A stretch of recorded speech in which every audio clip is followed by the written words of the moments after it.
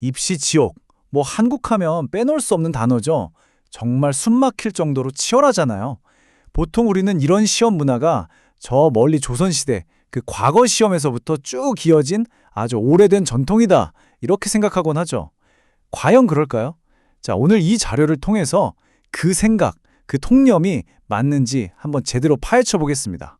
그래서 오늘 우리가 던져야 할 핵심 질문은 바로 이겁니다. 한국의 이 현대 시험제도, 이게 정말로 고대의 과거 제도를 그대로 물려받은 걸까요? 우리가 너무나도 당연하게 원래 그랬어 하고 생각해온 이 연결고리, 이게 과연 사실일까요? 자, 그런데요. 놀랍게도 정답은 아니다 입니다. 네, 아니에요. 우리가 철석같이 믿어왔던 것과는 전혀 다르다는 거죠. 바로 이 충격적인 반전에서부터 오늘 이야기가 본격적으로 시작됩니다. 아니, 왜 아닐까요? 그럼 그 첫 번째 이유부터 한번 살펴보겠습니다. 이 두 시험 사이에는요, 아주 명백한 역사적 단절이 존재하기 때문입니다. 이 연표를 보시면 그 단절이 한눈에 보입니다. 자, 고려시대인 958년에 시작해서 거의 1000년 가까이 이어져온 과거제도, 이게 1894년 갑오개혁 때 공식적으로 폐지되면서 역사 속으로 완전히 사라져버렸어요. 말 그대로 제도의 맥이 뚝 끊겨버린 거죠. 그리고 한참 뒤 해방 이후에 도입된 지금의 고시제도는요, 서양 제도를 받아들인 일본의 시스템을 우리가 다시 들여온 거예요. 그러니까 이건 완전히 다른 DNA를 가진 제도라는 거죠. 과거 제도가 진화한 게 아니라 외부에서 뚝 떨어진 이식품에 가깝다는 겁니다. 하지만 그렇다고 해서 과거의 영향이 완전히 사라졌냐? 그건 또 아닙니다. 제도의 혈통은 끊겼을지 몰라도 그 정신적인 그림자라고 할까요?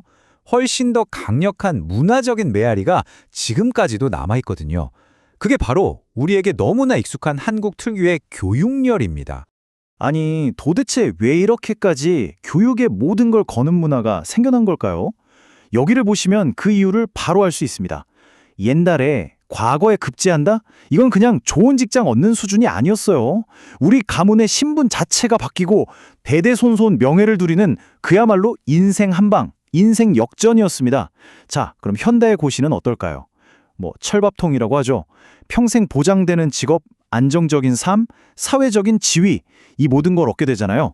그러니까 시대를 관통하는 공통점이 있는 거예요. 시험 한번 잘 보면 인생이 통째로 바뀐다. 바로 이 어마어마한 판돈이 예나 지금이나 교육열을 활활 불태우는 진짜 엔진이었던 거죠. 이렇게 보상이 엄청나니까 당연히 공교육만으로는 만족할 수가 없었던 거예요. 고려시대의 사학 12도나 조선시대의 서당 같은 곳들이요, 이게 오늘날의 대치동 학원가랑 똑같은 역할을 한 겁니다. 어떻게든 시험에 붙어야 하니까 그때나 지금이나 사교육 열풍이 불 수밖에 없었던 거죠. 그런데 재밌는 건 이 자료의 저자는 바로 이 지독해 보이기까지 하는 교육열이야말로 오늘날의 한국을 만든 핵심적인 국가 자산이라고까지 평가한다는 점입니다. 자, 지금까지는 문화적인 유사성을 봤다면 이제부터는 훨씬 더 근본적인 차이점으로 들어가 보겠습니다. 바로 두 시험이 원했던 사람, 그 인재상이 달랐다는 거예요. 한마디로 철학의 차이죠. 이 표를 보시면 그 차이가 아주 명확하게 드러납니다. 과거 시험의 꽃이라고 할 수 있는 문과. 이 시험의 목표는 공동체를 잘 이끌 수 있는 인성과 덕망을 갖춘 리더를 키우는 거였어요. 반면에 지금의 고시는 어떻죠? 법률이나 행정 같은 특정 분야의 지식을 가진 기술적인 전문가를 뽑는 데 집중하죠. 이걸 아주 간단하게 정리하면 이렇습니다. 과거 시험은 당신은 어떤 사람입니까를 물었다면 현대 시험은 당신은 무엇을 할 수 있습니까를 묻는다는 거죠. 근본적인 질문 자체가 다른 겁니다. 그럼 과거가 생각했던 그 좋은 사람, 그 리더의 조건은 뭐였을까요? 바로 문사철이었습니다. 문학, 역사, 철학. 이 세 가지에 대한 깊은 이해를 요구한 거죠. 단순히 지식을 쌓는 게 아니라 이런 인문학 공부를 통해서 올바른 인간인 뭘까? 좋은 리더는 어떻게 행동해야 할까? 이걸 스스로 성찰하는 능력을 길러야 한다고 본 거예요. 이게 바로 사람을 만드는, 리더를 만드는 일종의 운영체제, OS라고 생각했던 겁니다. 그래서 이 자료의 저자가 정말 날카로운 비유를 하나 듣는데요. 들어보세요.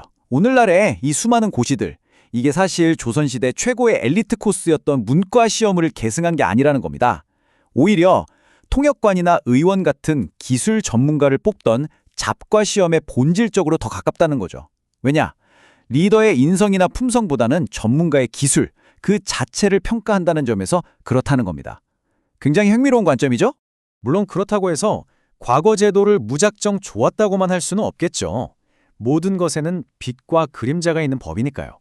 과거 제도 역시 뚜렷한 장점과 단점을 모두 가지고 있었습니다. 긍정적인 면부터 볼까요? 우선 앞서 말했듯이 국가 발전의 원동력이 된 그 뜨거운 교육열을 만들어냈죠. 그리고 한자라는 공통된 글로 온 나라의 생각을 하나로 묶는 역할도 했습니다. 또 선진학문을 받아들여서 우리 문화를 한 단계 업그레이드 시켰고요. 무엇보다도 중요한 건 이렇게 인문학적 소양을 갖춘 리더들이 500년이나 되는 긴 왕조를 안정적으로 이끌어가는 기반이 되었다는 점입니다. 하지만 어두운 면도 분명했습니다. 중국 문화에 너무 의존하다 보니까 우리 고유의 글자인 한글이 제대로 대접받지 못했고요. 또 문과 시험은 양반만 볼 수 있게 하는 식으로 신분제를 오히려 더 단단하게 만드는 부작용도 있었죠. 그리고 결정적으로 우리가 생각하는 것처럼 그렇게 공정한 시험이 아니었다는 겁니다. 시험 과정에서 부정이 판을 치고 힘 있는 사람이 결과를 뒤집는 일이 아주 흔했어요.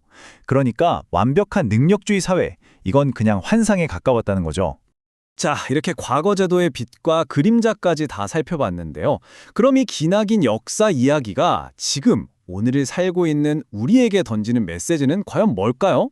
바로 이 한 문장이 이 모든 논의의 핵심을 꿰뚫고 있다고 생각합니다. 문제는 과정과 평가가 아니라 목표와 철학에 있다. 한번 생각해 보세요. 우리는 맨날 시험의 공정성, 그러니까 어떻게 뽑을 것인가 이 방법에만 매달리잖아요. 하지만 정작 더 중요한 질문은 놓치고 있다는 겁니다. 바로 우리는 왜 시험을 보는가? 그리고 우리는 어떤 사람을 인재로 키우고 싶은가 하는 근본적인 질문이요. 이런 교육 철학에 대한 사회적인 합의가 없다면 맨날 시험 방식만 이리저리 바꿔봐야 아무 소용이 없다는 아주 날카로운 지적입니다. 그래서 마지막으로 이 질문을 여러분께 던지면서 마무리하려고 합니다. 우리 교육 시스템이 만들어내야 할 사람은 과연 어떤 사람일까요? 특정 분야의 기술을 완벽하게 마스터한 전문가일까요? 아니면 세상을 폭넓게 이해하는 인문학적 소양을 갖춘 리더일까요? 우리 교육이 궁극적으로 길러내야 할 인간상은 어떤 모습인지 한 번쯤 깊이 생각해 보시면 좋겠습니다. 과거의 지혜와 현재의 고민이 바로 이 질문 속에서 만나고 있으니까요.